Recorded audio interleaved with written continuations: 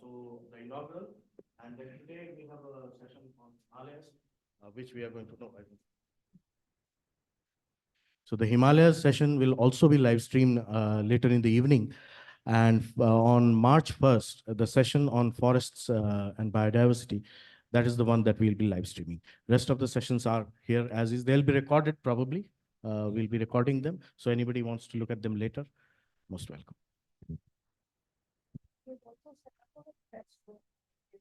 Yes, in case people want to use laptops, file stories, need any kind of other help, we have a small media center as well. So you can just come up to me or to Sukanya if you need any help with that. A very warm welcome to every one of you. I'm Sukanya Nair from CSE's Media Resource Center. So 14 years ago, CSE embarked on this journey, which has turned out to be Anil Agarwal Dialogue. This annual event, first of which took place in 2012, now has become something which is unlike anything else across the country. And what truly we think sets apart this dialogue is the unmatched scale and format within India's media landscape. And with over 3,000 media contacts in our network, we understand the incredible power journalists hold in amplifying our message. And this dedication stems from the vision of our late founder director, Anil Agarwal, who himself was a journalist. He deeply appreciated the crucial role media played in sharing CSE's voice and mission with the world.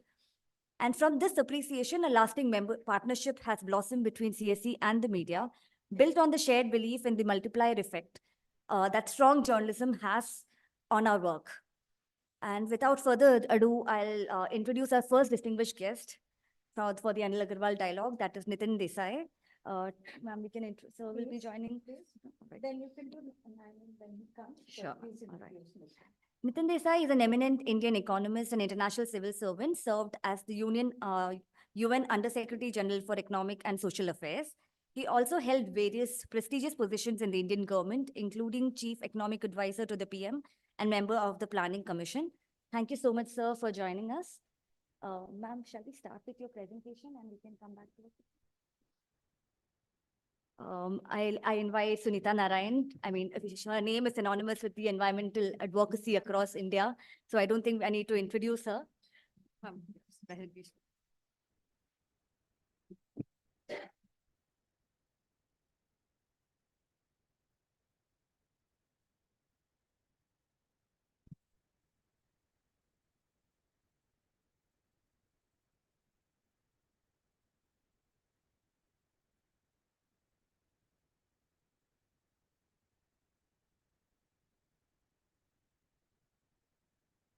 So let me join Sukanya, Shuparno, and all my colleagues in welcoming all of you here, and particularly to thank Nitin for coming all the way, coming from Delhi.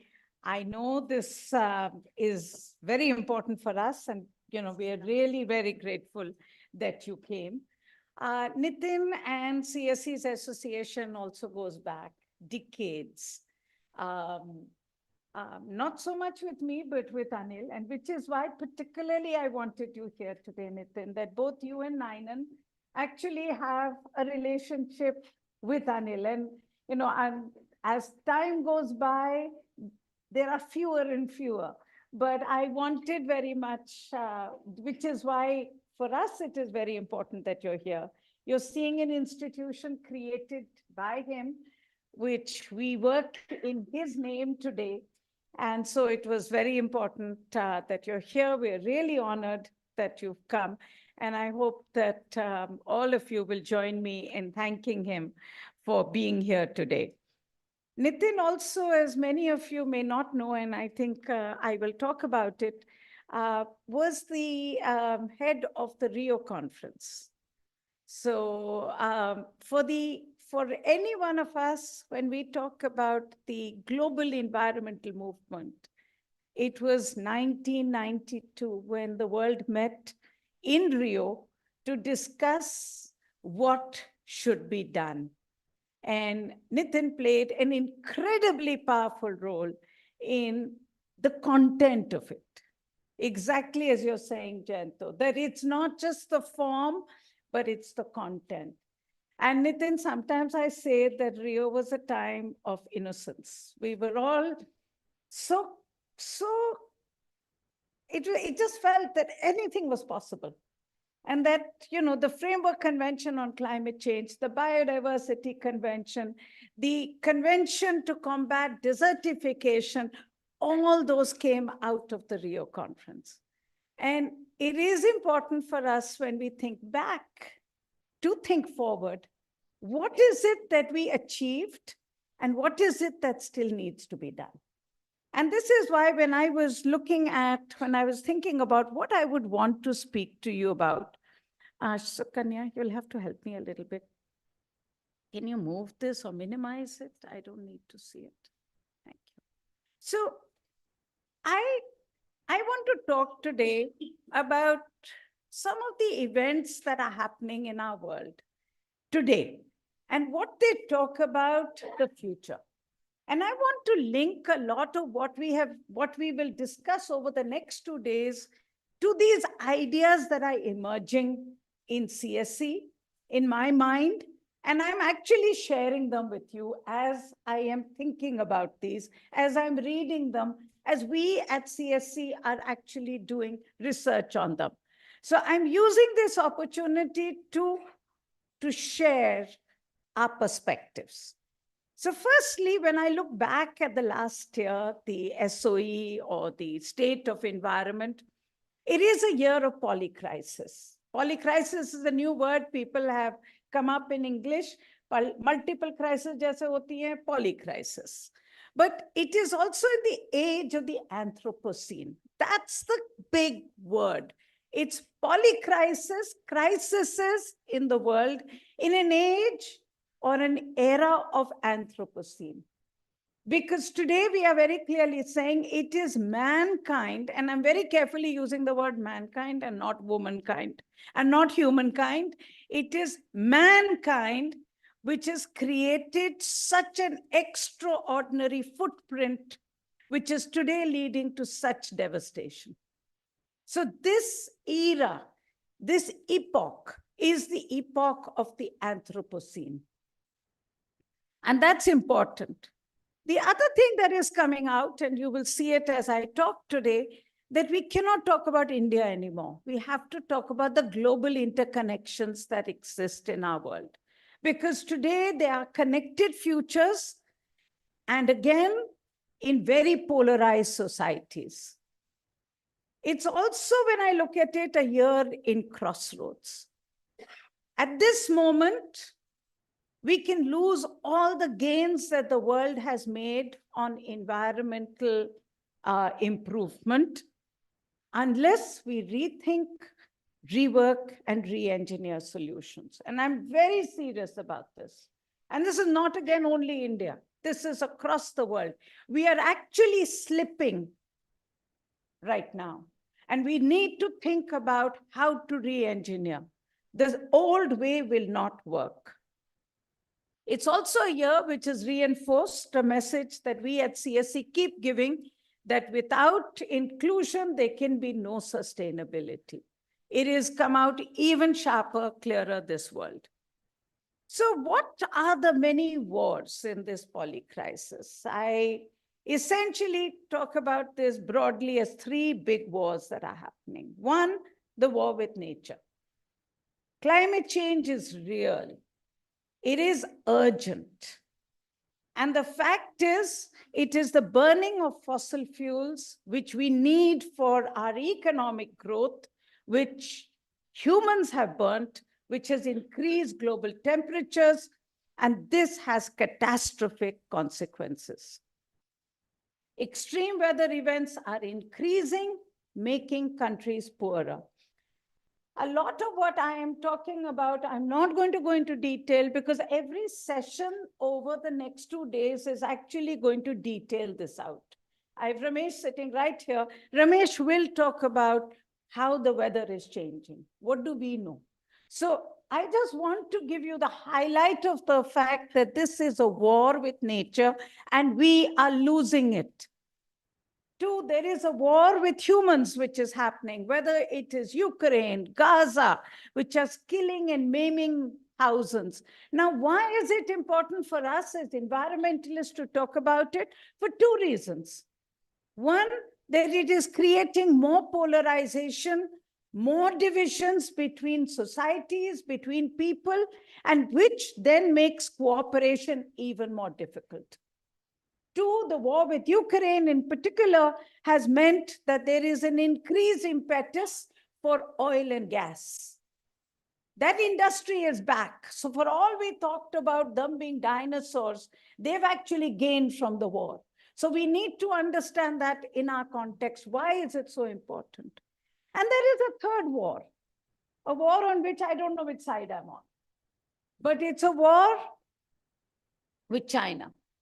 Now, the fact is that we often hear about the war with China as an authoritarian regime versus democracy, but the war with China is really about the green transition.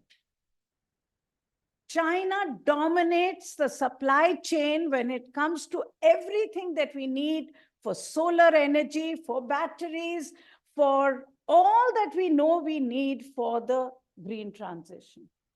So today, it is connected to climate change. The fact is, the world has to reduce emissions. To reduce emissions, they have to move away from fossil fuels to solar power, for instance.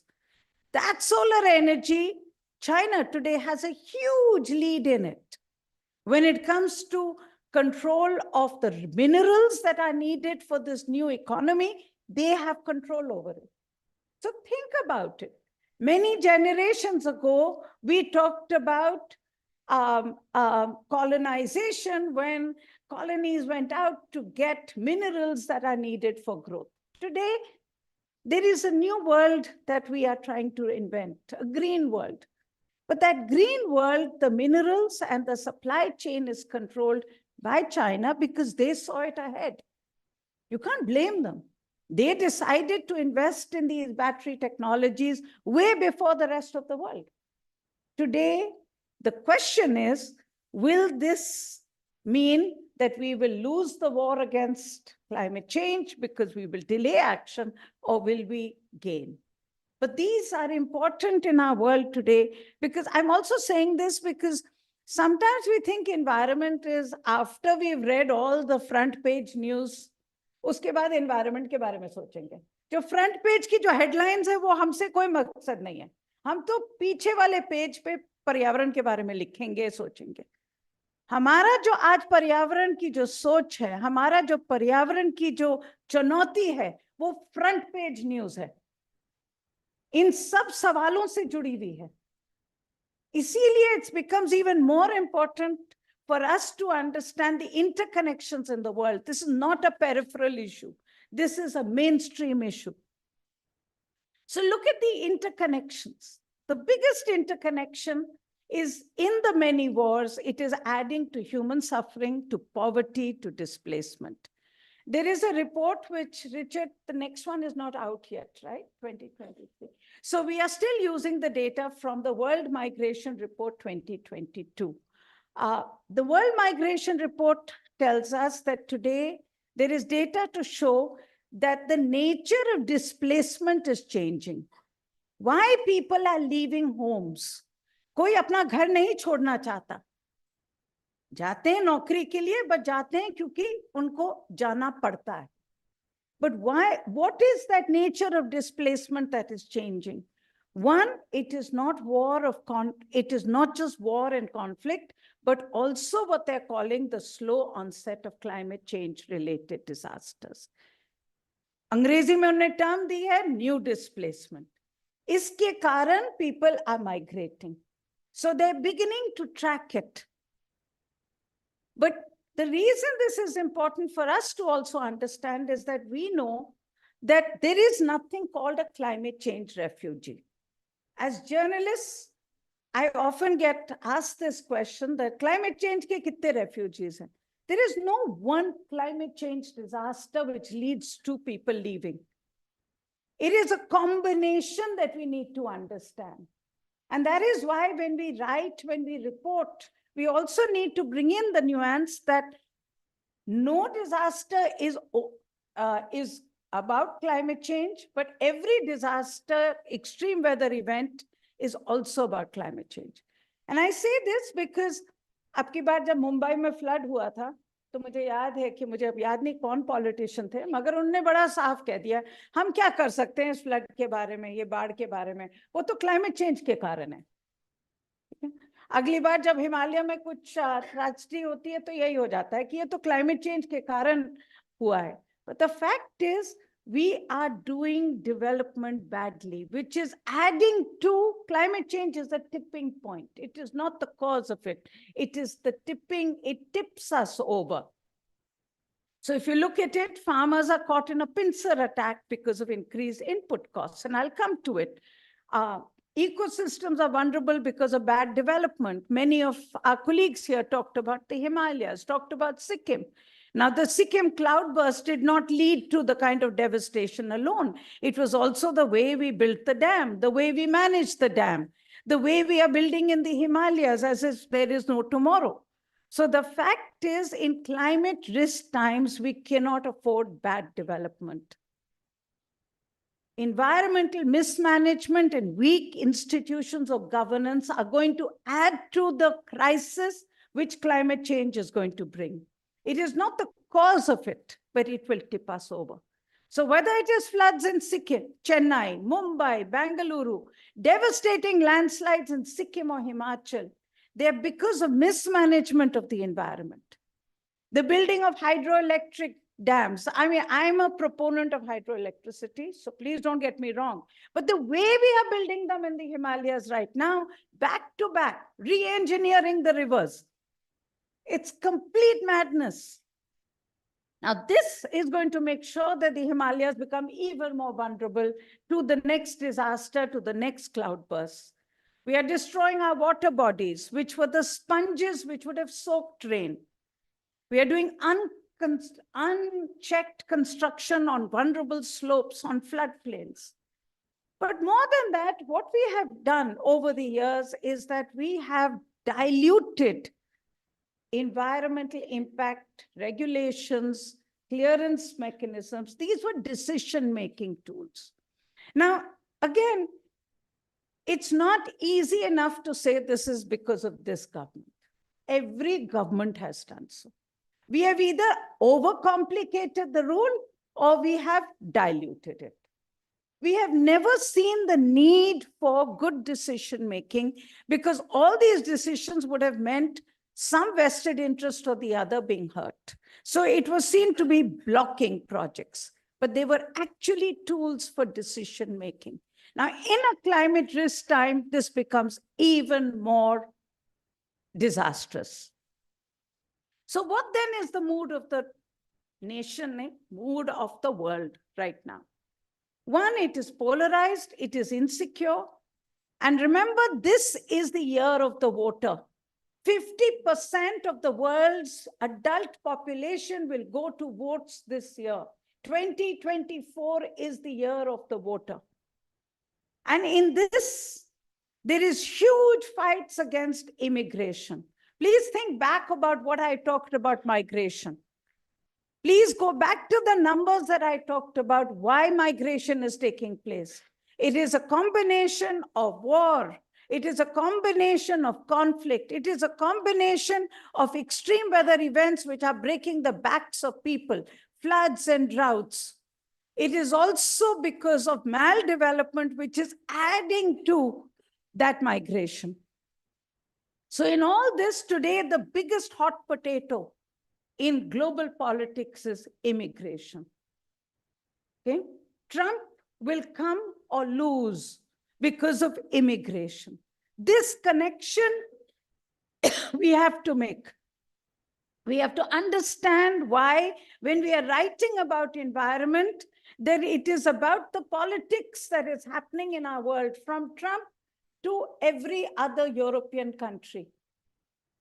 The biggest politics is immigration. Two, there is a huge pushback against environmental regulation. Today, the farmers in Europe, which are on the doorsteps of France or everywhere in Europe, are saying that it is green regulation which will add to our cost, and we cannot do this. So they are fighting the European Union, which has asked for a 50% reduction in pesticide use by 2030. That is why they're at the doorstep. Now just think, every European Union farmer, every farmer by their own account gets in their account 50,000 rupees a month. A month. That's the subsidy they get.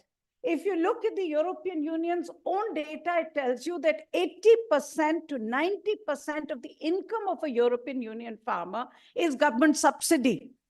और हम बात करते हैं जब किसानों को थोड़ा सा फर्टिलाइजर दे देते हैं, ठीक है?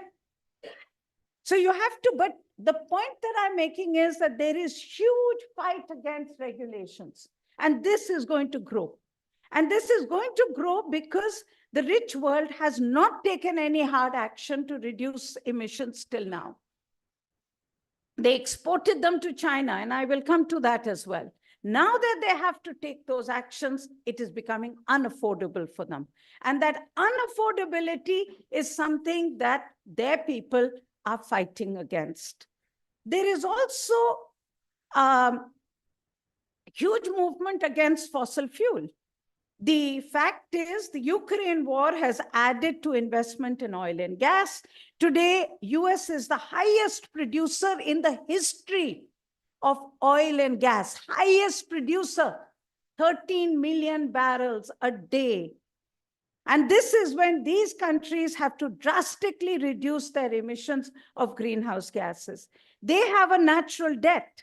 They have overused their share of the atmospheric space. Now, it is in this context that we need, this is the mood of the world when the world goes to vote in 2024. And these are the connections that we have to understand between the unaffordable model, between the model which has led to climate change, between the fact that this is leading to more human distress, which is leading to more and more immigration. So I talked about Nitin being at Rio.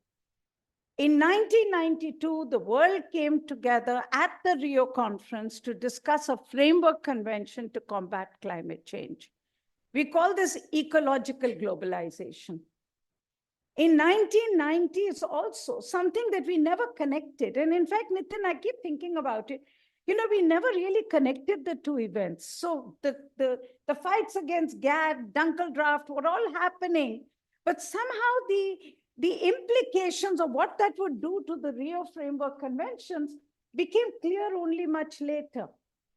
That in 1990s, the world also brought rules under the WTO, which meeting is happening right now, for free trade.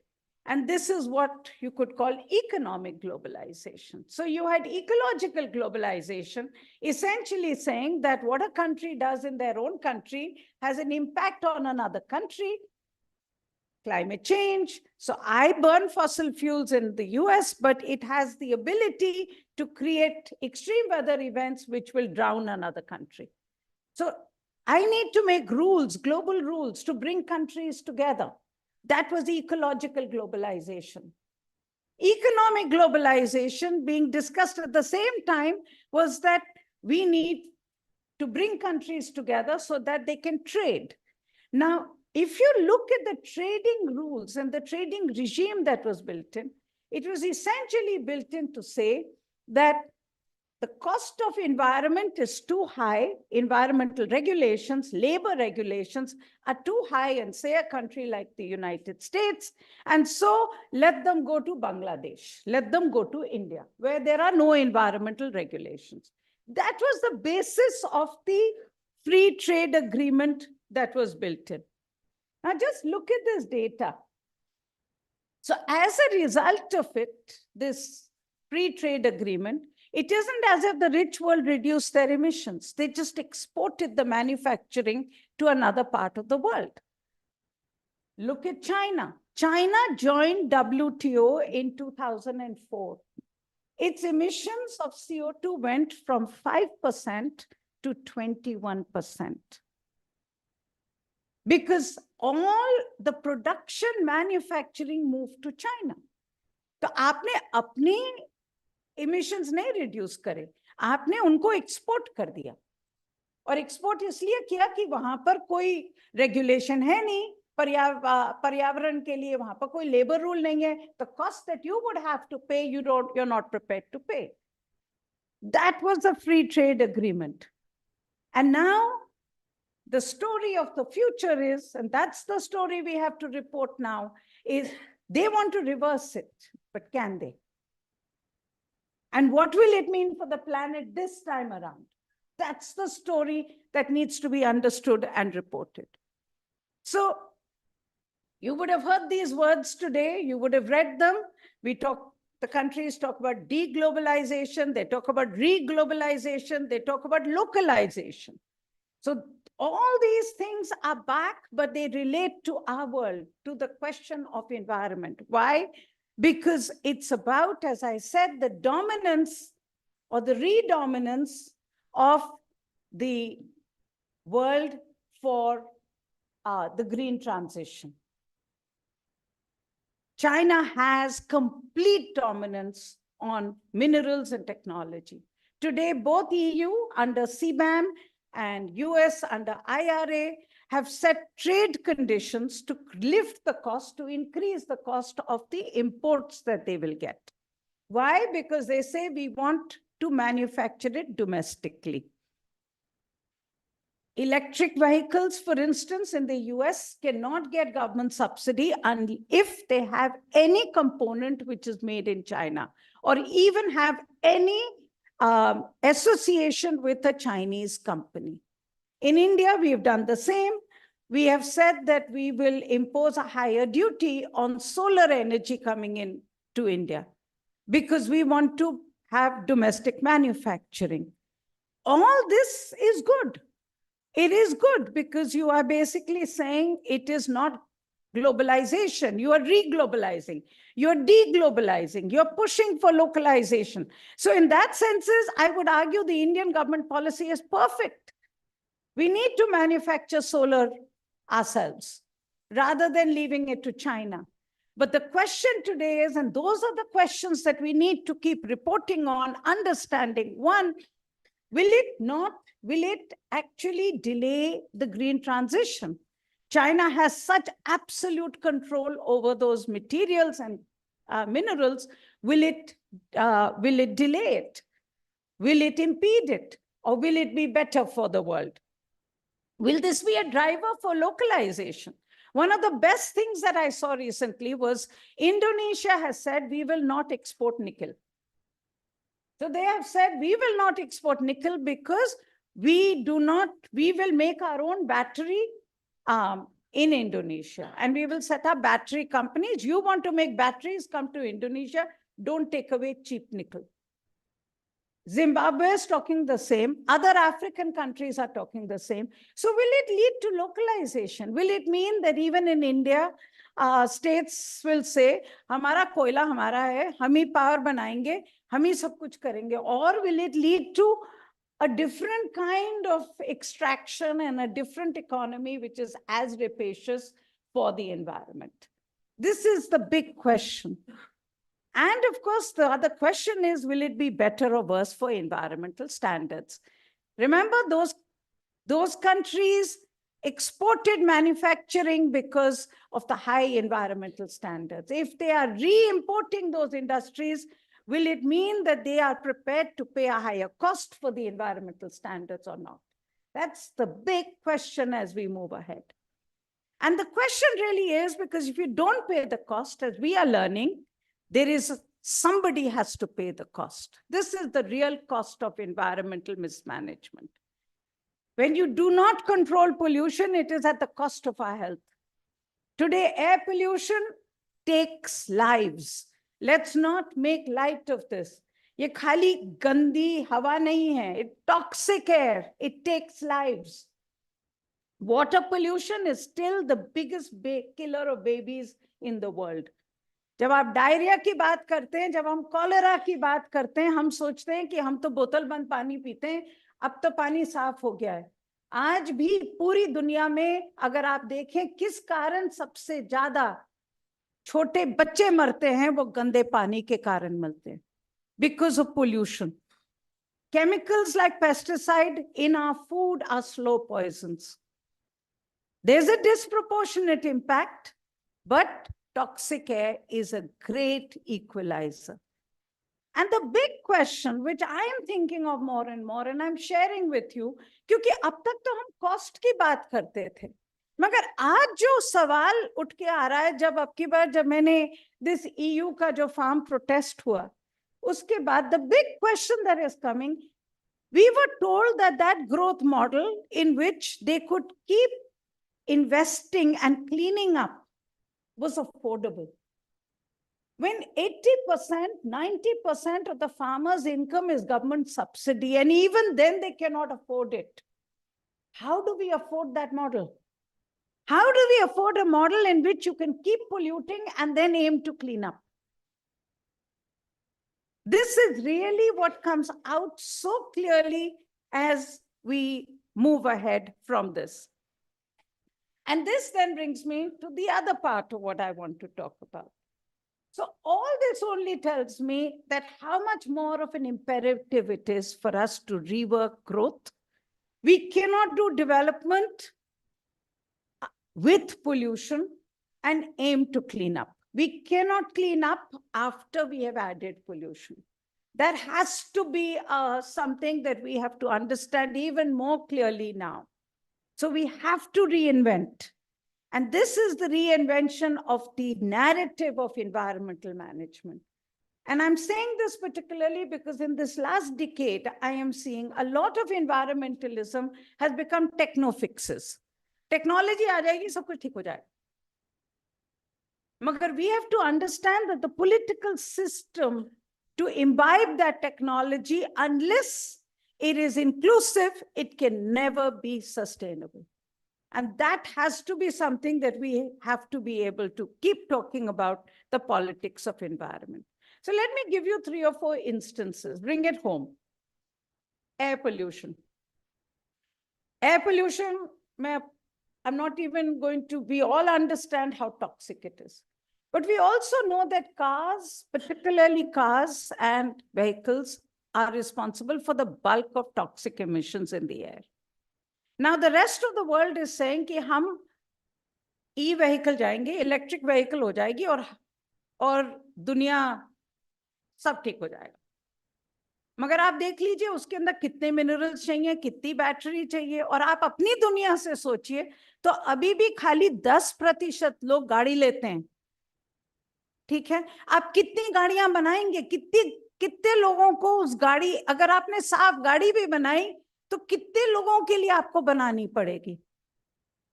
तो उसका जो उपाय है, वो उपाय यही है कि आप गाड़ी की बात ही मत करिए, आप तो मोबिलिटी की बात करिए. आप ये बात करिए कि ई व्हीकल्स चाहिए हमें, मगर ई बस चाहिए, हमें मेट्रो चाहिए, हमें सब. मगर चुनौती सबसे बड़ी है जो मैंने लिखा है, सबसे बड़ी चुनौती, मैं फिर अफोर्डेबिलिटी पे आऊंगी, कि आज मेरे शहर दिल्ली में, और मेरा शहर कोई गरीब शहर नहीं है, अमीर शहर है, उसमें लोग आज बस क्यों लेते हैं? क्योंकि वो इतने गरीब हैं कि नहीं, वो साइकिल क्यों लेते हैं? क्योंकि वो इतने गरीब हैं कि वो बस नहीं ले सकते. खटारा, टूटी हुई, मरी हुई बस भी नहीं ले सकते. तो हमें अफोर्डेबिलिटी करनी पड़ेगी. मगर दूसरी तरफ जो अमीर हैं, जो आज अगर यूरोप जाते हैं तो सबवे ले लेते हैं, बस ले लेंगे, उनके लिए मॉडर्न भी करना पड़ेगा, कन्वीनियंट भी करना पड़ेगा, इसमें रिस्ट्रेंट्स भी आनी पड़ेंगी. So it's a combination, but this is a possibility. But you can't do this by adding one e-bus here and another e-bus there. You have to talk about how to reinvent mobility. Take water pollution. Dipender is sitting at the back. This is the work that his team is doing. So for some years, CSE has been arguing with the government that you can never clean the rivers unless you reinvent your sewage systems. अब ये बहुत बड़ी बात लगती है, मगर ultimately बड़ी छोटी बात है. छोटी बात इसलिए है कि जो आपने पता नहीं कितने लोगों ने, how many people took the tour today with Rajneesh, the campus tour today? Okay, so you saw the decentralized sewage systems that we are making here. Now, the idea is not that you make a decentralized sewage system. The idea is you change the pattern so that you do not have sewage sanitation anymore. You do not invest in building an expensive, capital-intensive sewage network across the city. What you do is to say that Sunita Narayan has a house. She eats food. If she eats food, she will excrete. Her excreta today needs to be intercepted. It is already in a septic tank or a tank. Intercept it, take it to the nearest treatment plant. So you essentially use the cell phone example for sewage. क्यों? जब हम लोगों ने CSE शुरू किया था, नितिन, आप उन दिनों प्लानिंग कमीशन से हमें एक चिट्ठी लेनी पड़ी थी कि हमें टेलीफोन लाइंस मिल जाएं. ठीक है, मुझे याद है जयराम थे उन दिनों OSD प्लानिंग कमीशन में, और मैं गई थी उनसे एक चिट्ठी लेने के कि अर्जी भर के कि आप इसको करिए कि हमें टेलीफोन लाइंस मिलें. CSE में टेलीफोन लाइंस ही नहीं मिलती थी. आज कौन किसको चिंता है कि टेलीफोन की लाइन चाहिए कि नहीं चाहिए? आपके पास सेलफोन है ना. तो आप उसी चीज को, can we not extend further? The fact is, instead of building landlines, we went to the satellite. It's the same thing. Can you not build, have a system in which that sewage is collected, the sewage is taken to a treatment plant, but most importantly, it is reused. Today, we eat food to get nitrogen. We take from the soil. It is in our food. We excrete it back. Okay. That nitrogen we treat and then we put it in the river. It gets lost. Then we put chemical fertilizer on the land. So can we not take that same nitrogen which comes out of our excreta, treat it, clean it, but put it back on land? You would have seen it in our campus. But fascinating, and this is where the stories become so fascinating. So the Indian water standards are designed for discharge and water. So we say nitrogen must be 0. Okay? और सही भी बात है, अगर आपने उसको treatment करके आपने डल लेक में डाला या कहीं पर भी किसी भी नदी में डाला, there'll be eutrophication if there's nitrogen in it. But if you were to redesign your Indian standards so that you would say that if it's land-based applications, you can have a higher level of nitrogen in it, higher level of natural fertilizer in it, you could change the whole paradigm. So the good news here is the government of India's program has now moved to this. So the government of India under Mahua has said that we will do non-sewage sanitation, or at least cities have the right to choose non-sewage sanitation. Orissa से काफी लोग हैं. So Orissa में 117 FSTP बने. हर शहर के अंदर आज non-sewage sanitation हो रहा है. As a government policy, the government has said we will never invest in underground sewage. Our job is to take the sewage, take it for treatment, treat it. Odisha's biggest problem today is how to do reuse. So we've just done a report for the Odisha government on the quality of compost, so that comes out, so that they can be reused. But that's really the power of these ideas. The scaling up that is possible. And Jayanto, the data is showing now in Odisha that the rivers are cleaner. Still polluted for other reasons because of industry, but cleaner from sewage. Take the issue of garbage. हर शहर के अंदर आज अगर आप सोचें तो आपको एक कोई साइन ऑफ एंथ्रोपोसीन चाहिए तो वो प्लास्टिक है और गार्बेज है. ठीक है.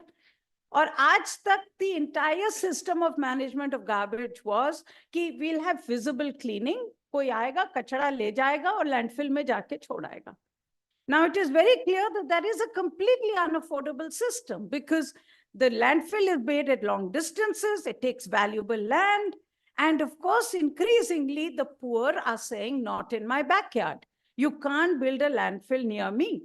Now, as a result of it, the way to change it would be, and this is again happening, is how are cities segregating at the household level? Something that you remember, Raju, I came to Panjim and I looked at it. I know the system has gone a bit, but Very interesting work. How to segregate at the city level, at the household level, how to process the waste. So the question here becomes, waste is not waste. Waste is actually a resource. Again, the issue is affordability of waste management.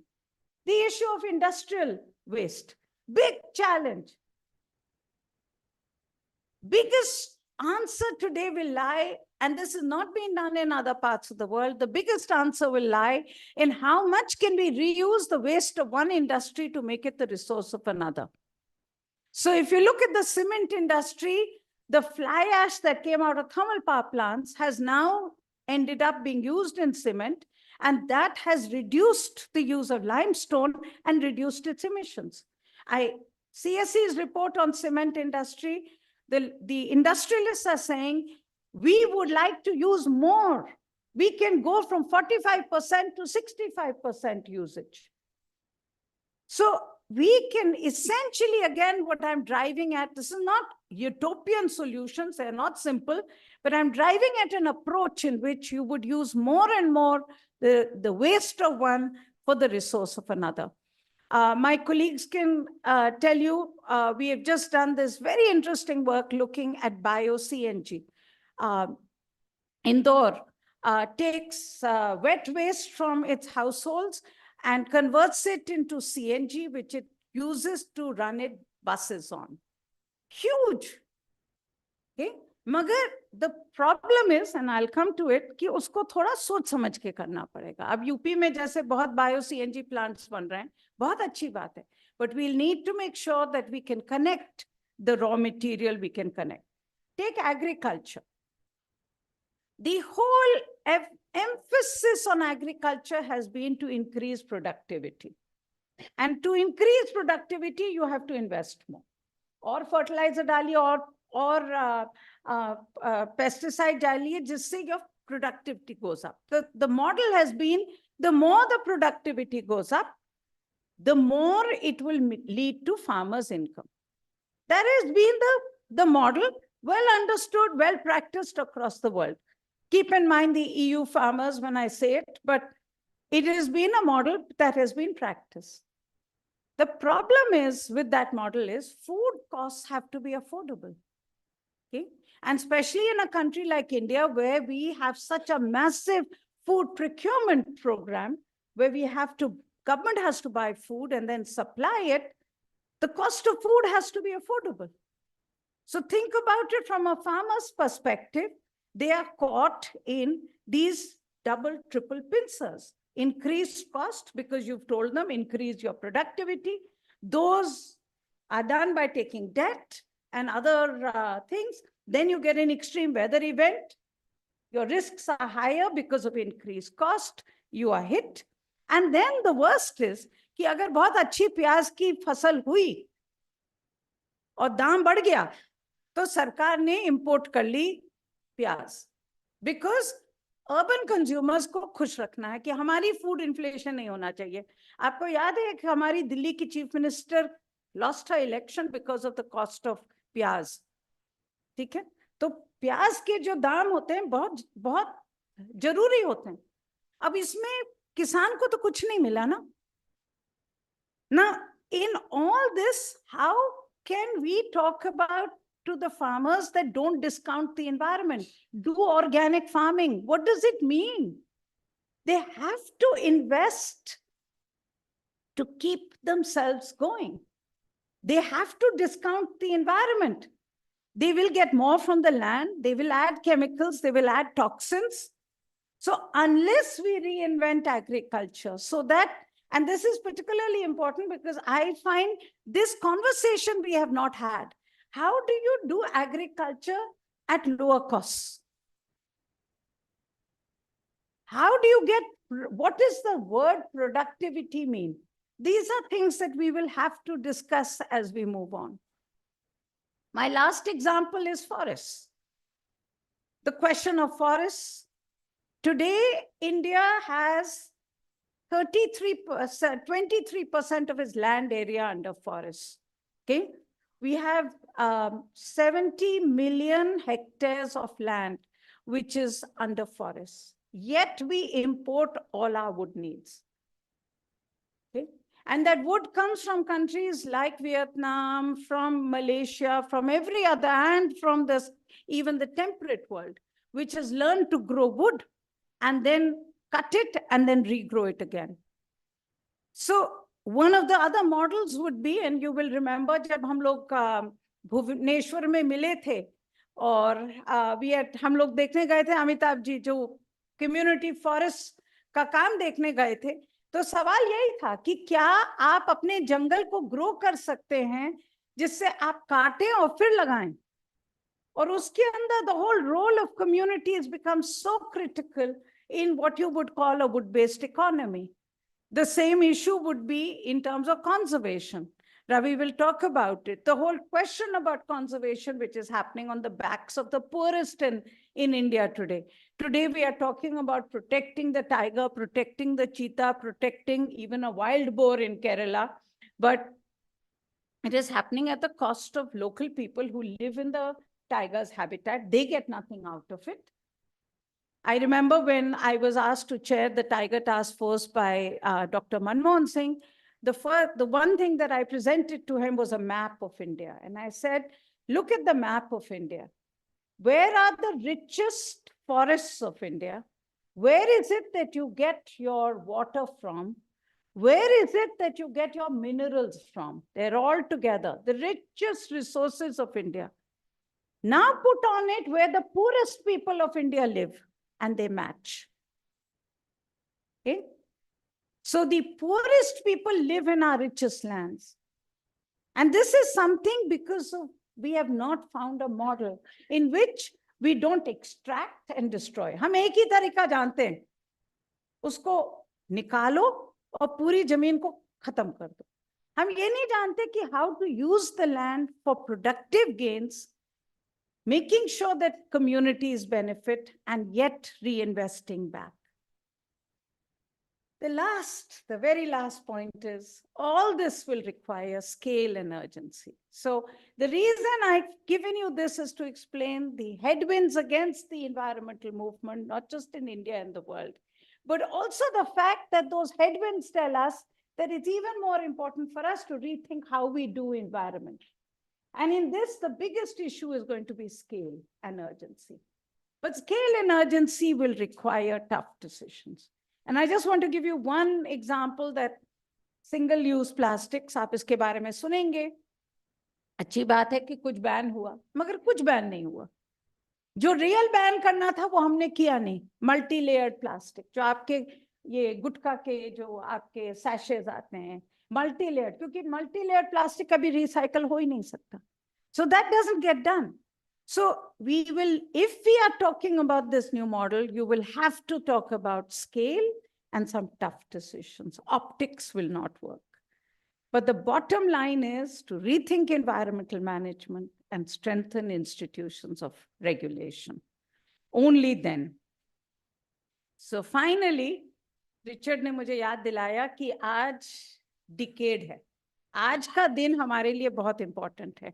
Today is our 10th year of the annual SOE. So it's a decade of annual SOEs. And I can only promise you that we will stay in this journey together.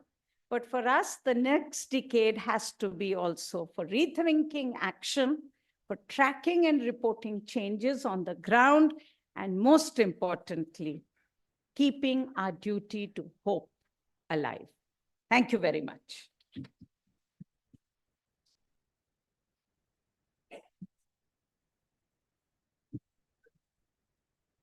I think Mr. Ninan is still on his way. Okay. In the meantime, I will take some questions or organize some tea. Okay. And then Ninan and then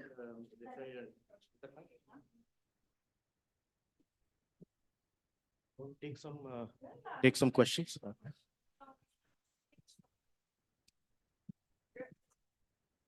Sunita ji, अभी तक जितने भी restrictions हैं, जैसे मैं दिल्ली में grab को देखता हूँ, या अभी पॉलीथीन की बात हुई, पूरी रिपोर्ट्स होती है तो उसमें एक चैप्टर करप्शन पे जरूर होना चाहिए कि किन किन पॉइंट्स पे क्या क्या करप्शन है, जिसकी वजह से जो चीजें लागू हो सकती हैं या जो रूल्स बन चुके हैं या जो एक्ट हैं उन्हें ठीक से फॉलो नहीं किया जाता।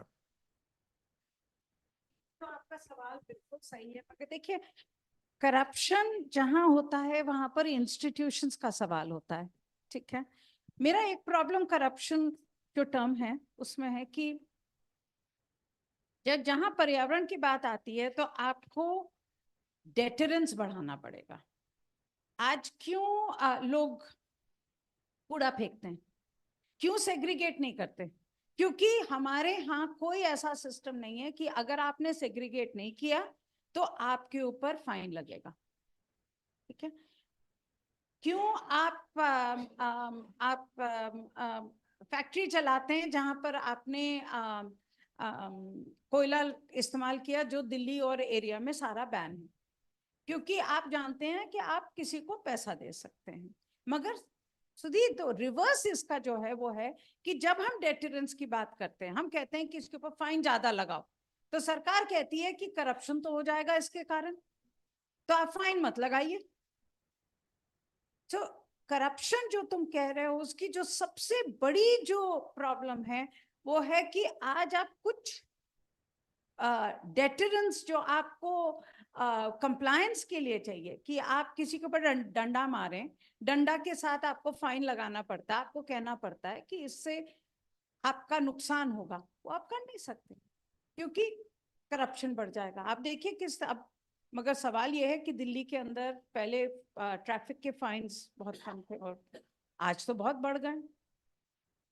क्या फर्क पड़ा है वो एक सवाल है, मगर क्या करप्शन बढ़ा है कि क्या रूल्स बढ़े? सो आपकी बात बिल्कुल सही है। Corruption is at the core of a lot of the problems that we face today, but that is also related to the health of our institutions. Yes. हाँ, अरिंदम। हाँ,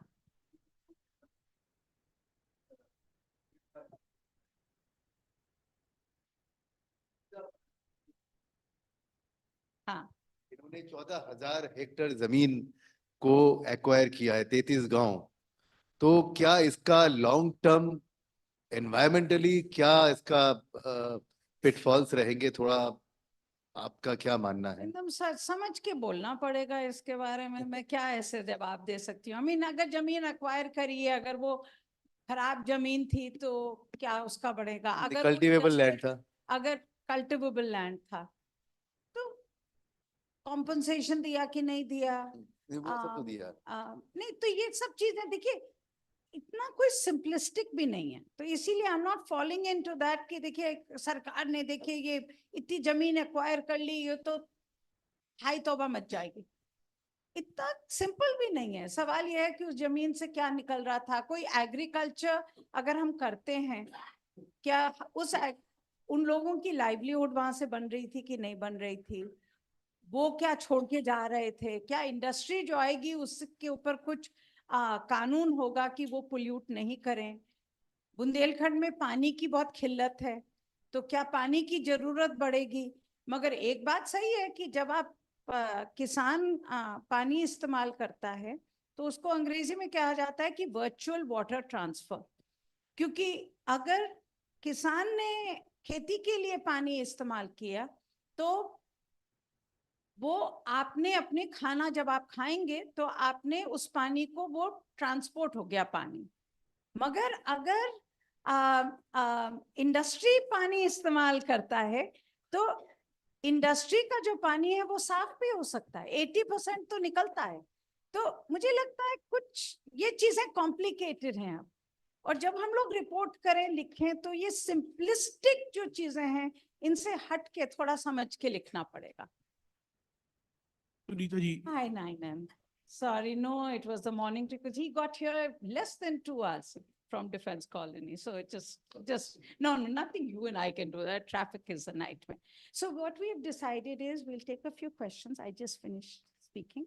We'll have a quick tea and then, or we can go ahead now and one, I think we have moved it a bit. Okay, so we have a little time. But I think one or two questions फिर मैं हूँ 2 Yes. दिन, मैं 3 दिन हूँ यहाँ पर. हाँ, please. बस एक छोटा सा सवाल ये हाँ. था कि रिसेंटली जो वाटर को पॉल्यूटेड करने वाली जो इंडस्ट्रियल यूनिट्स होती हैं उसको लेकर एमपी में एक नया उन्होंने एक नया ऑर्डर रिलीज किया है। वो ये कहा है कि पहले ये सारे मैटर सब जुडिशियस होते थे, ऑनरेबल कोर्ट में जाते थे। अब उन्होंने ये सारी अथॉरिटीज जो है, कोर्ट की जो अथॉरिटीज है, वो उन्होंने ऑफिशियल्स को दे दी है कि एमपीपीसीबी के लोग इसको देख पाएंगे। और उनका उसके पीछे का लॉजिक ये है कि ये सारे जो मैटर, जो छोटे छोटे मैटर्स होते हैं, इंडस्ट्रियल ग्रोथ में काफी अड़चन हाँ. लाते हैं और उसकी वजह से ये चीजें जल्दी सॉर्ट आउट हो जाएंगी। लेकिन ये क्या जो पॉल्यूशन को लेकर जो प्रोसेस होती है, ये तो उसके ठीक एंटी हो जाएगा ना। So, आपने देखा होगा, मैंने बात करी थी कि आप डाइल्यूट कर रहे हैं environmental clearances. आज ease of doing business एक बहुत बड़ा वर्ड बन गया है। मगर ये भी सोचिए आप कि जब वो environmental conditions लागू थी तो क्या environment साफ था? वो institutions को काम करने दिया जाता था क्या? क्या वो वहां पर करप्शन नहीं था? हमने जो, मैं बार बार यही सोचती हूँ कि जो आज जो चुनौती है कि आपको पर्यावरण, अगर जैसे जलवायु परिवर्तन के कारण आपको बहुत कुछ और करना पड़ेगा अब, मगर इसके अंदर जो आपने इंस्टीट्यूशंस 20 साल पहले बनाई, उन इंस्टीट्यूशंस के अंदर तो दम ही नहीं था। अब आपको उनको भी रीइन्वेंट करना पड़ेगा। तो ये जब मैं ये स्टोरी पढ़ती हूँ ऑलवेज कि इन्वायरमेंटल क्लियरेंसेस, डाइल्यूशन, कि सरकार ने ईज ऑफ डूइंग बिजनेस के लिए, अभी हरियाणा आप देखिए, हरियाणा के अंदर ये कहा गया है कि no pollution control official, sorry I will go back to English, I know a lot of people who, so no pollution control official can go to a factory more than once in 3 years. You can't inspect more than once in 3 years. That is the ease of doing business here. Okay. But the point is, when they were inspecting a factory every year, every day, every minute, was it leading to better performance? So I think it's important for us to now, as we need to understand these questions and demand that we do need regulations, we need institutions, but वही जो पुरानी है उनसे नहीं चलेगा। हाँ madam, I would like to, चलिए मैं महिला को चांस देती। Hi, Ninan is here, he doesn't know everyone, so just introduce yourself once again. yeah, I'm Sudha from Times of India, Kochi. So you were, during your presentation, you mentioned about the subsidies for the European farmers for fertilizers, 50,000 pay. So tell me this WTO, when they had a huge issue about upon India giving subsidies to the fishing community. So there was a whole lot of discussions and whole this thing. So so did the EU subsidy for their farmers also come into this dialogue, or did they just No, so that's a very good question, and I've also been wondering this because when this whole issue of subsidy for EU farmers came out only now when I was looking at the protests that are happening all over Europe. And I also understood that, the subsidy levels had come down. But then if you go to the EU website, and I got this data from their website, from the Commission website, the subsidy per farmer is the number that I gave you. My understanding is that a lot of the subsidy names have changed. So they have moved from being direct subsidies to farmers to subsidies for environmental restoration, subsidies to reduce the use of pesticide use, subsidies for doing good things. So they move out of the bucket of being a bad subsidy. That is one of the things that I'm beginning. I will do some more work on this, but this is what because this is going to be an issue that we will need to look at even further. But for me, the bigger question, Sudha, was, and as I tried to say, is the question of affordability. That if in the European Union, with so much money going in, they can't afford to go organic, then how do we, unless we change our method of farming? That is the question I'm raising. That if we think we can just emulate them, that they did it, they've gone green, why can't we go green? We can't. With that level of money that they're paying to each individual farmer, they're on the road today. So unless that, to me, that's the larger question that I think we'll need to think about more and more with all these protests happening in their world. Yeah, I should really close this. Okay, last two. Well, one question is there. I won't answer. So, short break. And then so why don't we do one thing? Why don't we break? मैं बाहर ही हूँ. I can take. One point. Okay.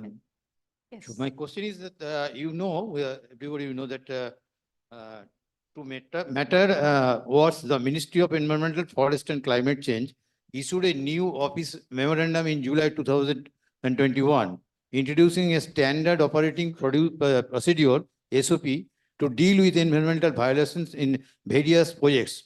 This was a major setback as it not only gave greater legitimacy to ongoing violations, but also because it had various provisions that could encourage more violation.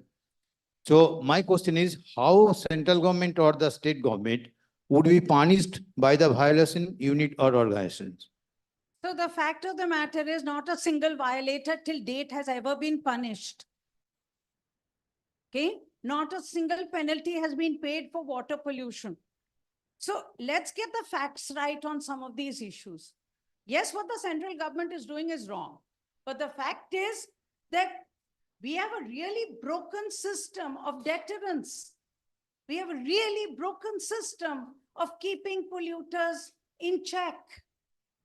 And the fact is, as I talked about, today the entire economics is driven by how much you can produce at how little cost, at how little environmental regulation. Before we end, I'll just give you one story. So a few years ago, the High Court asked me to be an amicus, the Delhi High Court, on a case of blue jean washing.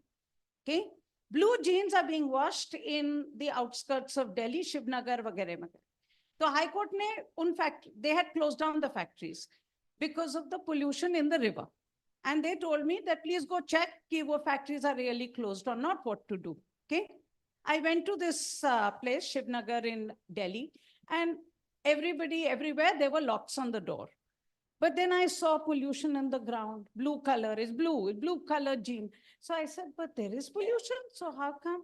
So then being a good journalist, I tracked the nala down to where the source was. The source was on the other side of the factory. So I said, but the factory is working. They said, हाँ, क्योंकि वो दरवाजा दिल्ली में खुलता है और ये दरवाजा यूपी में खुलता है. Okay. Exactly. And UP में ये restriction नहीं है. But the fact is, and this is important, two things are important. One, the fact is, why are those blue jeans factories operating there? Because we want to have jeans at low cost of pollution control.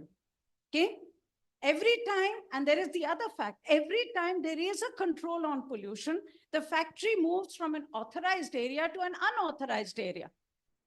So my biggest fight with the pollution control officials was, so why don't you stop them? They said, no, madam, we can never stop them. Why? Because if we give them a fine, we are authorizing them. तो आपने उनको legal कर दिया ना? So how can I acknowledge that they are polluting? Because the minute I say they are polluting and I've given them a piece of paper, I've acknowledged their presence. So they can never be penalized. So this is the story of pollution. This is why, as we are writing, I made a very conscious effort today to give you some of these bigger links, because I feel we have to lift the issue of environment to this other level now, of trade, of the backlash to democracies. Many of these connections are really connections, whether they're migration issues. I mean, this data from the World Migration Center is scary. The data is now clearly showing you that new migration, new displacement is overtaking old displacement, which was war and conflict. Okay? We know that migration is such a big issue in the world. So I think those are the things that I really wanted. I hope it's been useful, but I wanted to make these links. Janto, very last. I can never say no to you, but really last. I just would like to take what Sunita just said. So Jen goes to the Telegraph. Thank you. I was just looking at the data of the NCRB data. You mentioned that the rules and laws may not be adequate to kind of put it on. I saw in 2022, all over India, supposed to be Environment Protection Act, supposed to be the more holistic act and with the powerful act. There are 329 cases all over India. And within that, Maharashtra and I think Uttar Pradesh covers around 300 plus. 10 or 12, around 12 states, all the Ganga cases. So there are hardly 20 cases all over India. And in comparison, you are having about 40,000 or something cases on tobacco. So always this low-hanging things, because when they're giving the overall data in the parliament, they're saying 52,000 cases. But out of that 52,000, 45,000 are from the tobacco cases, that smoking in the public places, and 320 cases are from the Environment Protection Act. So that sums up the kind of mindset. Did somebody go to jail? Did somebody get fined? Even if they got fined, did they pay the fine? We tried to track a story a few years ago, remember, Richard, on how much of the NGT fines had actually been paid. So fine to laga dete hain, 20 crore de dijiye, ye 100 crore de dijiye. How much has been paid? No data. No data. Yeah. So so Jayanta, when we talk about these, I know that this is the most popular discourse we have, that environmental regulations have been diluted, clearances have gone. We need to, I think we have reached an age where we need to step back and say, so what was the purpose of these? Is it being met or not? I mean, CSE has been the most critical on the environmental regulations that exist today. We talk about them as committees inside government, unaccountable, taking decisions. I was once asked to look at some project, and I found one of the conditions was, you will make girls study in school. I'm like, this is an environmental condition. But those guys who sit inside, and they are mostly men, sit inside, unaccounted for, unaccountable, the way they clear a project is to give 100 conditions. Okay? Whether those conditions are met or not is another body's business, because the system to meet the conditions is also so weak. So, it's important for us to move to that next level. Otherwise, I'm telling you, as I explained, the backlash against environment today is going to mean you will get a growth of right-wing governments. Trump is going to come to power. Everyone else is going to look at Trump and say, agar wo keh raha hai climate change nahi hai, to nahi hai. Okay? So you're going to have to move the discourse to a different level.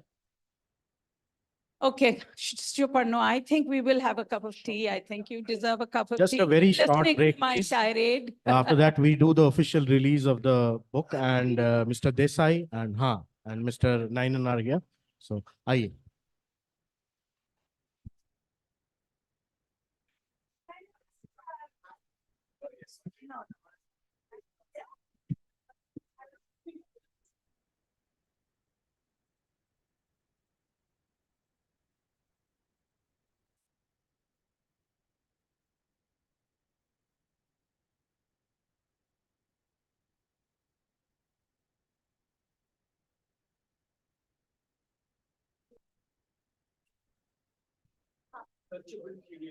Yes, yes.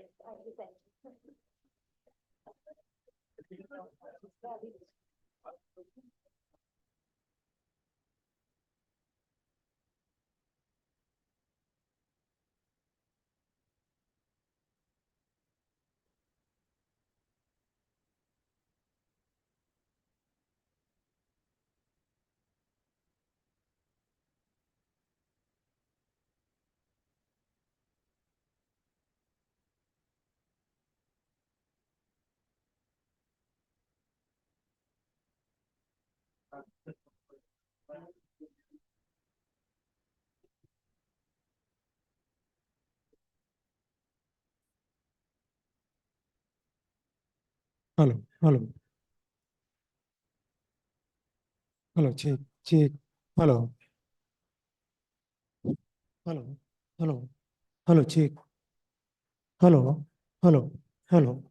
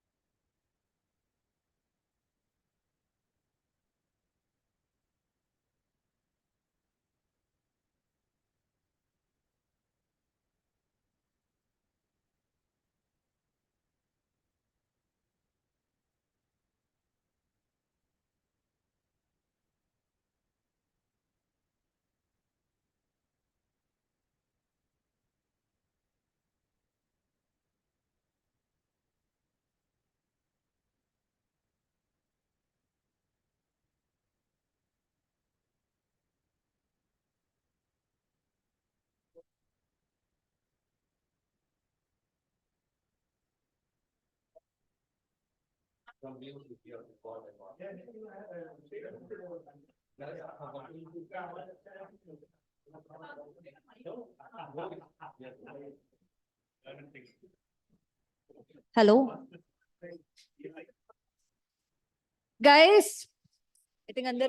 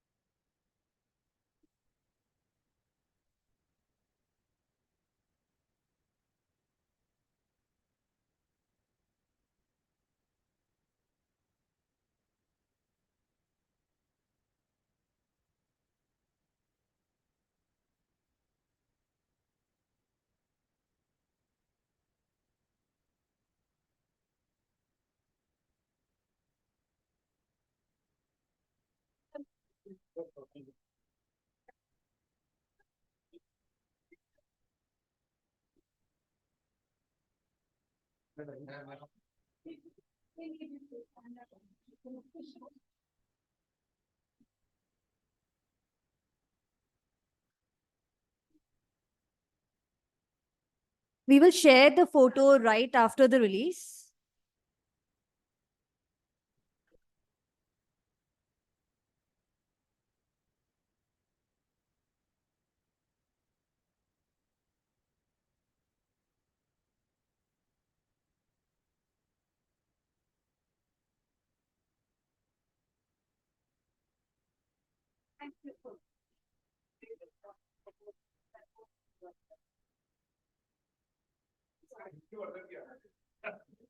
Hindi version bhi aana. Thank you.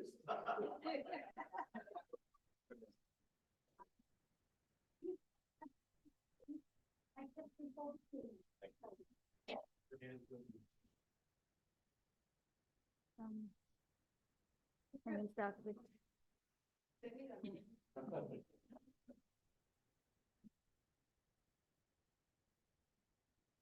All right, I'll introduce our first distinguished guests for the Anil Agarwal dialogue, Nitin Sethi and TN Ninan. Both are giants in their own field, but for those who are not familiar, I'll just introduce them. Nitin Sethi is an eminent Indian economist. Desai. Sorry, I'm so sorry. Nitin Desai is an eminent Indian economist and international civil servant, served as the UN Under-Secretary General for Economic and Social Affairs. He also held various prestigious positions in the Indian government, including Chief Economic Advisor to the Prime Minister and member of the Planning Commission. Sir, thank you so much for joining us. TN Ninan boasts a remarkable career in journalism, leading esteemed publications like Business Standard, Economic Times, and Business World. His contributions extend beyond journalism as he has held leadership roles in media and environmental organizations, making a significant impact on the industry. Thank you so much. So we'll start with you, sir. Nitin Desai, sir.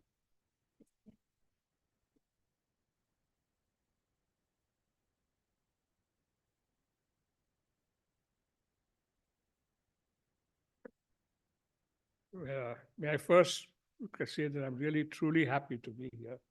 Really grateful to you for inviting me. And the reason is I, of course, knew Anil Agarwal. He was one of the pioneers of setting up thinking on environmental issues in our country. And at that time, I was working in the Planning Commission, and we had a fair amount of contact with him. He was a person who brought into this process science also. And but he was also an activist. And as you know, CSE is a very activist organization. You just heard her talking. And that's certainly, her talk was very much an activist talk on things we should do to get things implemented, not just give a right and say, do this and sit back. So I'd say that it was truly a pleasure for me to be here with Anil. And there's one thing which struck me after I was listening to her.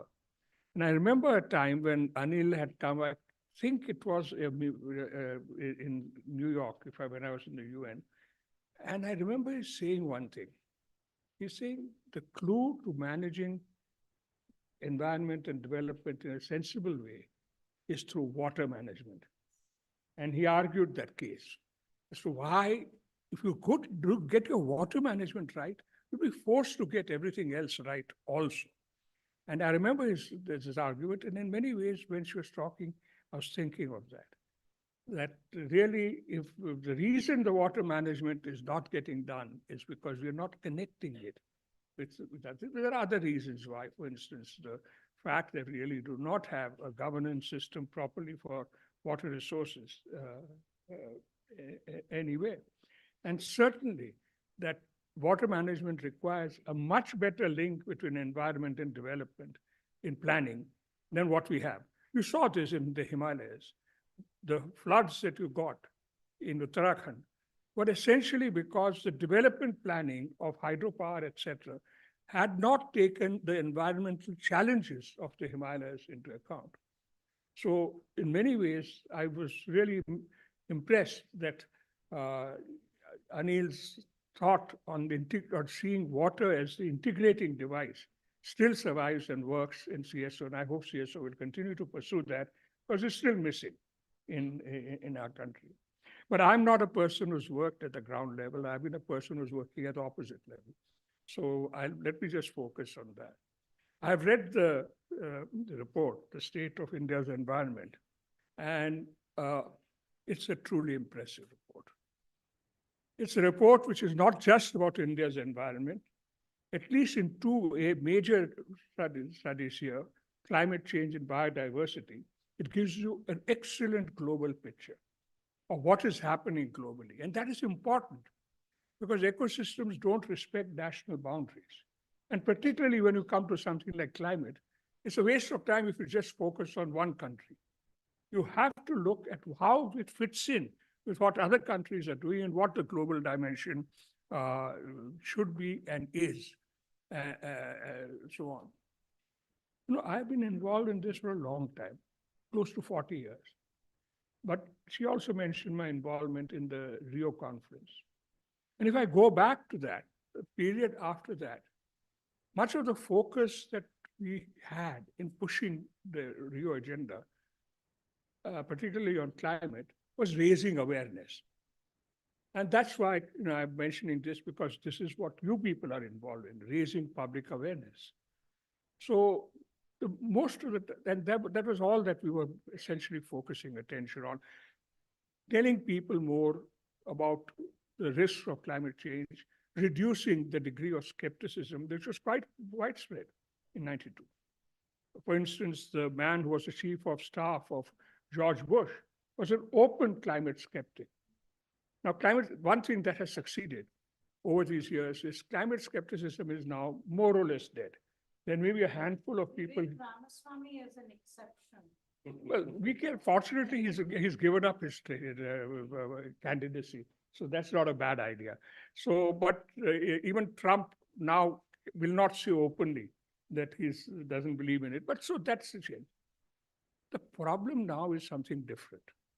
If you see that report, one of the big messages that comes across is the fact that we have not succeeded in climate change.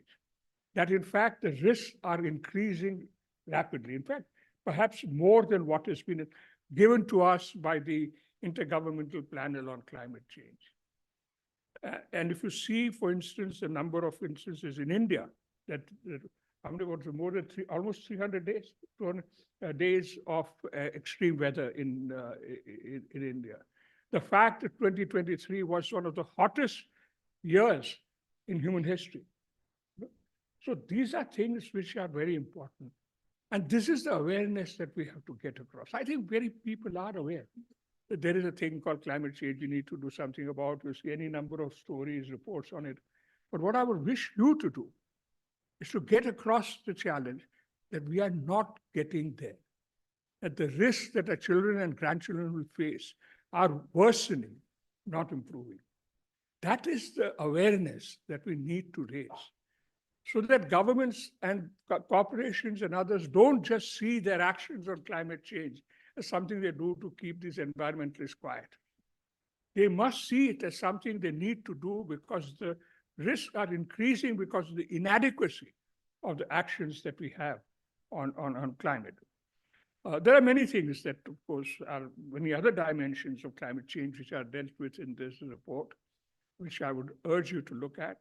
For instance, what it has to say on renewable energy, generally energy management. For instance, one of the things that correctly said is that if you look at the total numbers, India doesn't look so bad. Its emissions are not that high. But what they've emphasized is that look at our emissions not just in relation to population, but to the relation for what we use that energy for, which is production. And India's energy intensity, which is the amount of energy it uses per unit of production, is significantly higher than what you see in other countries. But that's an important point that you have to make, because if you want to correct it, that's what you'll have to correct, the method of production. So that will bring the region down. just trotting out the population, the fact that population-wise it's low, does not in itself tell you much about what you have to do. What they have done is correct. And we do have a look at the estimates that they have given of that intensity in one of the earlier chapters in the book. The thing also deals with renewable energy. And they also have raised one very important issue, which I would say needs to be pushed a little. One of the great challenges of the energy transition that we are going to get, and do remember, the energy transitions are often the basis for social change. When you got coal coming up in the 19th century or electricity coming up later, maybe this will also mean significant changes. Wind and solar power are not owned by anybody, unlike fossil fuels, coal or petroleum. So it's not as if somebody who owns the source of energy is going to make a big money out of it. So there are changes which will come, but leave that to one side. One of the things they have emphasized is mini grids. But this is terribly important. If I have, as the government is planning to do, rooftop solar, we have rooftop solar here also. The fact is that the sources of energy become very widespread.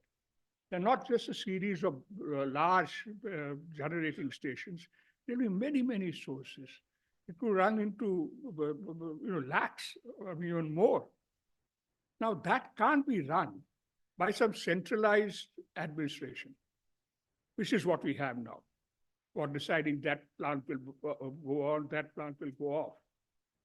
You will have to have something which is a decentralized system. So when they talk of mini grids, which is grids which will connect a lot of villages together, you can think of a hierarchy of grids. A mini grid, a regional grid, a national grid, and each one connected with each other. So that if the mini grid, which will also have its own generating stations in the form of renewables, has surplus power, it can still pass it on to the region. If it has deficit, it can get it from the region. Similarly, the regional level. So we need to rethink our way in which we run our power system. Can such a power system be run by nationalized distribution systems? And so on. You will have to because most of the transactions in power now are power purchase agreements, long-term agreements, so much power to be paid, etc., money to be paid. You will have to have a very different type of system for the pricing of electricity, etc., in this. So heavy rethinking, heavy transformation is required. And their work on the mini grid that you'll read in that will probably tell you something about that also. There are many other things also they have dealt with. I've done a little summary of their paper here. So a 7-page summary. So I was just looking at that. Besides energy, renewables have dealt with the whole issue of mobility, the shift into electric vehicles, which is what is. There are also challenges there as to how much will you rely on what type of electric vehicle, hybrids, etc. They've also done something else which has been neglected so far in India, and that's on agriculture, and I would say related to water also. We have today the challenge, they have mentioned the degree of emissions from agriculture is about 14% of India's GHG emissions, mostly methane and nitrous oxides. A lot of the methane is from the animal husbandry, which is what's called the enteric fermentation, which there is a slightly less polite way of putting it, but animals farting is what I would call it. And that's about half of it, a little more than half. But we also have it from rice and other areas. They have talked about some of these dimensions, but this is something we have not really addressed adequately. It's not that simple to say organic farming, natural farming by itself. There may be other things that you may have to look at for redesigning agriculture so that it is more consistent with your net zero targets Remember the net zero targets of a global greenhouse gas emissions, not just for carbon. But there's more to it than that. The reality of the extremes about climate that they're mentioning really tells us that, let's be very frank, we are not going to stay within 1.5. Even right now, the projection it takes you over 2. You know, maybe that will, with a little pressure, we will be able to bring it down. But the chances are that the prospects of climate change that the country is going to face is going to be significantly worse than what you would have gotten had we stayed within 1.5. In fact, 1.5 was this year in November. No, sorry, 23 November already. So in this situation, your challenge in agriculture is not just mitigation of emissions. It's also how will agriculture cope with the changes. The degree of productivity reduction that you're likely to get from all of the projections that have been made globally is quite high. So one of your challenges is not just how do I get the carbon emissions of agriculture down to suitable levels. It is really how do I build resilience and adaptation in agriculture? What do I need to do so that they can cope with higher temperatures? What do I need to do if they can cope with more uncertainties about water availability? And then there'll be huge differences. There'll be differences between the western part of India and the eastern part of India. And we're probably going to see changes also in our climate in the monsoon. Already this year, they've carried a story in this about how the monsoon this year has behaved very strangely, where you have had heavy rain in the northwestern areas, which are not high rain areas. You remember the floods in Himachal Pradesh, the floods in Gujarat, and low rainfall in what were the rice-producing eastern part of the country. This is something that they have dealt with. Maybe it's just something which happened in 2023, but it's also possible that there's a deeper factor connected with the Himalayas, which is responsible for this. And I'm happy that you will be having a very important session on this, and you have somebody from Wadia here, and I hope that some move will be made on that. So the resilience adaptation should be as important a part of our thinking on climate issues as mitigation is, particularly when you get into the area of agriculture. They've also, in this, they have very good work on the urban side. I've found one interesting one where you talked in terms of getting low emission areas in a city. You mentioned the low emission restriction in London, etc. It would not be a bad idea. At least then you can find a place to walk in the center of the city. But there are other areas that they picked up on the urban side, for instance, greening of urban areas. They mentioned the lowest level, minimum, this is 9 square kilometers, I think, per capita, and that higher is a little higher. How do you do that? How do I make greening a part of urban design? What do I do about the design of houses so they do not need as much cooling as would be required when temperatures go up, perhaps even up to 50 degrees for a week or 10 days at a time? These are things which are very good because they have not just dealt with the threats of climate, they've also dealt with the areas where some real thinking is required. Where's the thinking in India on what we need to do in urban areas? Where's the thinking on resilience and adaptation in agriculture? So these are the things that we have to do. They have a wonderful thing on forests also. One final point I really would like to make. In many ways, we tend to think of what we need to do in order to get people at the level of decision-making, whether it is in government, whether it's in corporations, whether it's in financial institutions or whatever, to integrate these concerns into their decisions about investment, production, et cetera, et cetera. But I think it's equally important to ask ourselves, what is it that I can do? What is it I need to do to get people at the ground level concerned and worried about this? And there you can't just talk of climate change. You have to connect it with what worries people today, like air pollution may worry them today. But it may be connected, what we need to do there with addressing climate issues. And there are many other challenges.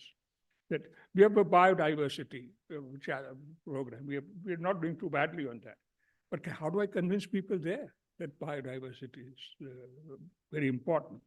I'll give you an example. I happen to be connected with an institution called Foundation for Ecological Security, which works in about 45,000 villages in India.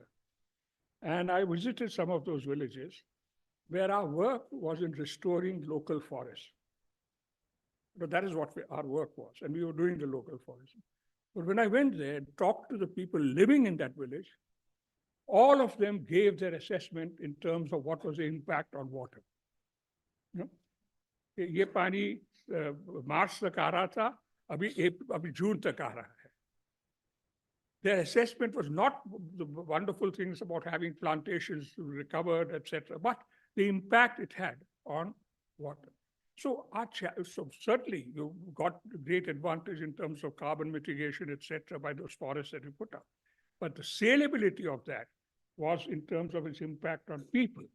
One of the things I would love to see work from organizations like CSC, which really does think about how do you get this moving in the world, well, not just in some academic setup, is what is it, how do I connect these different things together, my forest work, with my water work, with my agriculture work, and so on. And this is what I think is really important. We call it co-benefits, but that's okay, we can call it what we like. But the essential thing is in growing integration between these different aspects of resource management, and not just separating out water for forest and land, and getting that integration done and connecting it with today's benefits, the future benefits of today's benefits. So in many ways, the report they've done is wonderful. It really does tell you a lot about the actions which have to be undertaken. And my wish is that when you people start writing and publicizing these things, you will also raise some of these issues, and maybe we'll move ahead from being just general awareness to worrying about whether the actions that are being taken are adequate for this purpose or not. It's most important here to connect environment and development.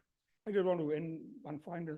I actually was brought into the Brundtland Commission because of this. I'm not an environment. I was an economist working in the Planning Commission, looking at the public investment project. And the Brundtland Commission had run into trouble because the environmentalists and the development people in that group were opposed to each other. And the thing looked like collapsing. So they decided to bring me in as an economist who had shown some interest in environment because of the public investment projects that they had to appraise. So I brought in, and after I listened to them, I said that I had to find some concept which both of them can buy into. And that is how I wrote the note on sustainable development for the Brundtland Commission and used the definition which didn't use the word environment or development. Meeting the needs of the present without compromising the ability of future generations to meet their needs. No reference to environment, no reference to development. And that concept which had some meaning for environmentalists and for development. And it's been a reasonably successful definition, but it has not been translated into action. We have taught sustainable development in Rio, but the integration of development planning and environmental management, which is required, has still not taken place. There are some areas where we see signs of this, in energy, for instance, but much more needs to be done in agriculture, in urban development, and many other areas. So let me just leave it at that. And once again, thank CSC for a wonderful report.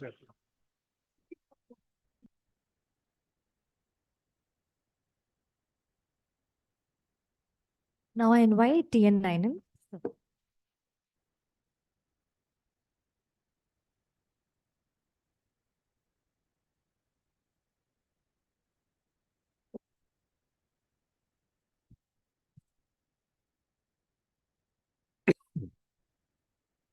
Hi, morning, everyone. This road trip seems to have done something to my throat. It's a great pleasure for me to be here, and I must thank Sunita. She's been inviting me for a long time, and it's finally taken this event for me to actually get here. And it's very special in a way because Anil and I started our working careers together in the same place back in 1972. I joined as a trainee in June, and Anil joined in December, I think, shortly after in the Hindustan Times, shortly after he'd gone to Stockholm to attend the first environment conference. And I remember that he went, I think, on his own initiative at his own cost, and he interviewed a whole bunch of these leading scientists in the world who would come to Stockholm. And the Hindustan Times ran these marvelous interviews of his on the edit page down column 7 and 8. All these guys talking to Anil Agarwal, and they were terrific interviews. And then he joined, and we became friends. And I learned such an enormous amount from him. It was a great privilege to know him. And if he'd been around and he'd come to see what Sunita has created over here, which is quite extraordinary, he would really have been very pleased. The first State of the Environment report, I don't know if you know the history of this, is that, I mean, he set up CSE in 1980 or 81, and he had the privilege of being one of the original signatories to the society when it was created. And the first SOE came out when Rajiv was Prime Minister. And Anil didn't know Rajiv, and Rajiv didn't know Anil. But somewhere along the way, and Rajiv was interested in the environment, he created the Environment Ministry. And somewhere along the way, Rajiv came across this report, which is path-breaking in so many ways. And so he wanted to meet Anil. And then he said, you know, you have to make a presentation on this report to the whole cabinet. So he invited Anil, and Anil made a presentation to the whole cabinet. And then he said, I want you to make this presentation to all the MPs. So every ministry must organize one, the consultative committee members, and he must make presentations to everybody. So now this is a hell of a job because there's so many ministries. But Anil took it on, and what he said was interesting was that if the MPs knew that the Prime Minister was going to attend, they would all be there. And if they knew the Prime Minister was not going to be there, they weren't interested. So it told you so much about our parliamentarians and their actual interest in environmental issues. And it's great to see this report and the whole tradition continuing. And just one more word about Anil before I get on to some other issues, which is that he was extraordinary in how much ahead of his time he really was, and how much he picked on the core issues very early on. He picked up on water. He picked up on waste and human waste. He picked up on the key insight that environment was not about Project Tiger and trees that you admired in a park. It was about protecting the livelihoods of the poor, because the impact of environmental degradation primarily hit the poor people. They were the most vulnerable. And so whether it was the Chipko movement up in the Himalayas in the Agarwals, or looking at what happened to traditional water harvesting systems in desert places like Rajasthan, he was constantly involved in the core issues that mattered then and mattered even more today. He was intellectually stimulating. I remember a lecture he gave putting forward the idea of the gross nature product. And that is an idea that even now is not fully accepted, but people have at least started working on it in terms of incorporating natural capital into GDP calculations, because in the same way that you depreciate financial capital or physical capital or machinery, you also depreciate nature capital. And at some point, you have to calculate what is happening to your nature wealth when you're calculating GDP. So there's this Cambridge economist who's done work on how you don't look at GDP, but you look at wealth and include nature wealth in that. So Anil was talking about this back then. He talked about carbon trading as an idea that is now mainstream. So he was just intellectually creative, stimulating. He saw the core issues, and really he was ahead of his time and quite an extraordinary individual. And it is always a privilege for me to know Anil, to learn from him, to borrow books from his collection of books at home and educate myself, and then to see Sunita taking this forward in the extraordinary way that she has the last 2 decades since Anil passed on. So, Sunita, thank you and hats off to you. I now want to turn to of course, I also want to mention the initiatives like the 5 Leaves initiative, which looked at industry, the campaigns that he ran on air pollution in Delhi and the role of automobiles, and which led to the Supreme Court getting into action and the whole activist thing that involved. And then, of course, subsequently you had the whole pesticide issue and so many other issues where CSE's taken the battle forward. So, so having acknowledged all of that, what I want to say just now is, from my own experience of business journalism over half a century, and to look at the relationship between research and mainstream media with the specialist media in between. Because if I look back at the kind of economic journalists who were there in the mainstream press, and I started life in the Hindustan Times, it's extraordinary how much progress there has been in the quality of reporting and analysis that today's journalists are able to do.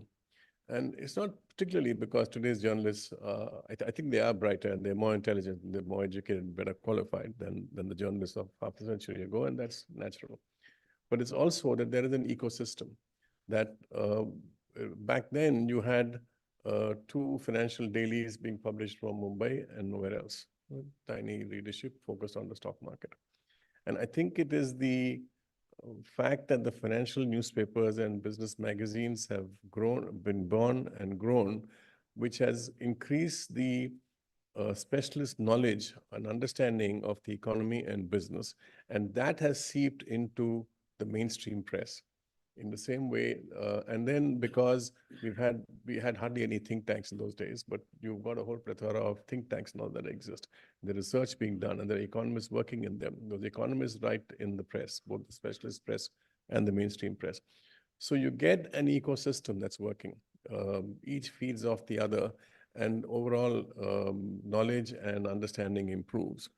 And really what when you have an event like this and people have come from across the country and are interested in taking the environmental issues forward in their work, this really is part of that ecosystem that we need on environmental issues.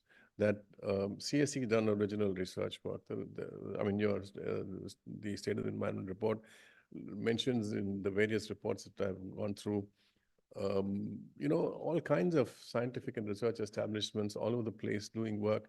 Now, that work has to be disseminated in an intelligent and easily digestible form to ordinary readers of mainstream newspapers or even television news channels. And the medium through which you get that done is through specialist publications like CSE, which is in print, and is also now in digital form. And I'm happy to see that you have on your YouTube more than 500,000 subscribers. So this is the way in which knowledge spreads and improves understanding and raises consciousness about environmental issues.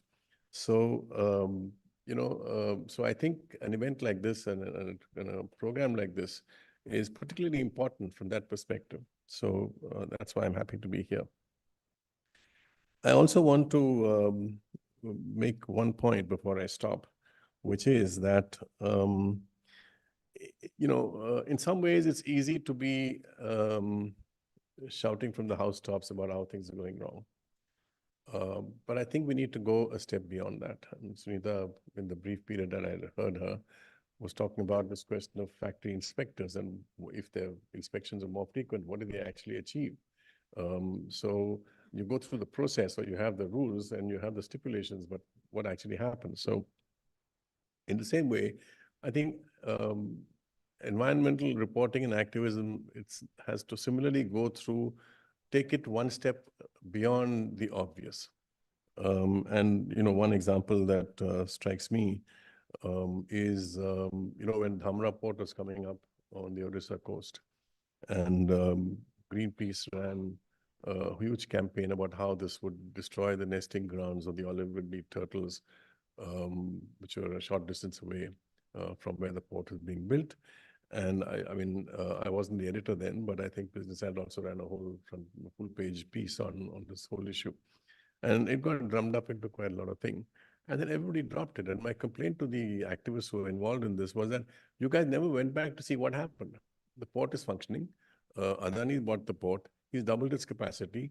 What's happened to the turtles? And the truth is that the Tatas went to the International Union for the Conservation of Nature. They worked out how to minimize the damage that may be done to the turtles. They created special things, the trawlers, which are the dredging machines, which would not damage the turtles. They had ways of keeping the turtles out. They controlled the lighting systems because the hatchlings would get attracted to the light, and instead of going back out to sea, they would go towards the light, and they would get captured there. So the Tatas responded in a way that helped to reduce the damage.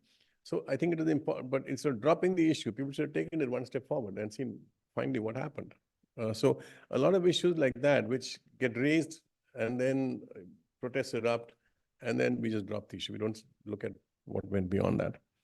So, so with those few words, I would like to once again thank Sunita for inviting me here.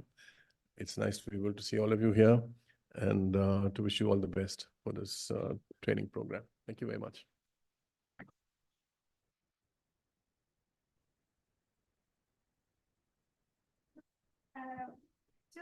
Thank you so much, Nitin and Ninan. I think you'll all agree. It's very, for us, it's a very emotional moment for me, particularly because we're always, as I said, I'm looking for people who knew Anil. Richard worked with Anil, Shuparno worked with Anil. I mean, the thing in CSE is that we're kind of sort of left behinds of Anil. Okay, so we know how mad he was, and we also know with what ideas he pushed us. And I think for the community here, it's very important because the community, as you said, Ninan, is a community of writers, journalists. But how do you infuse and how do you make sure that that makes the change? And to make the change, we have to be drivers of not just understanding what's happening, but also being able to provide the big picture honestly and factually with analysis. So these are the two people who really have done that in this country. So I think we should give them a really big hand.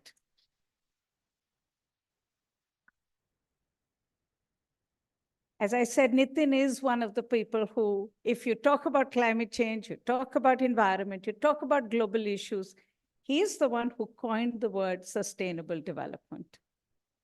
Coined the word. And Nitin, coined the word. You also coined the word, okay? And Ninan is someone who was also the chair of Down to Earth for many years, and he has really helped us to keep straight and to make sure that as we practice journalism, that journalism remains rigorous and factual and straight. And I think for all of us, that's why this release of SOE from the hands of these two is so important, because these are the two issues, the environmentalism, and then, of course, being able to communicate it, to build a societal change, but to make sure that at all times you take the skills of journalism, which is important. And I think for us as a community, those are very important messages, because often I find that journalists become environmentalists. And when we become environmentalists, we tend not to be able to see a story through. And I think that's why for us as journalists, it's very important at all times, the point that you made, Ninan, to keep following through, keep reporting factually. So again, I think there are no more words for us to add to this session. And we will have a lot of questions, but you're journalists, you have to have questions.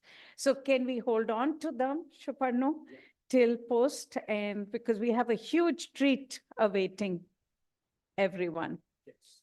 Is there anything else you want to add to this? We'll now break for lunch, the AAD lunch, so to speak. And we'll walk to the canteen. But before we go there for lunch, we'll have a group photograph. You have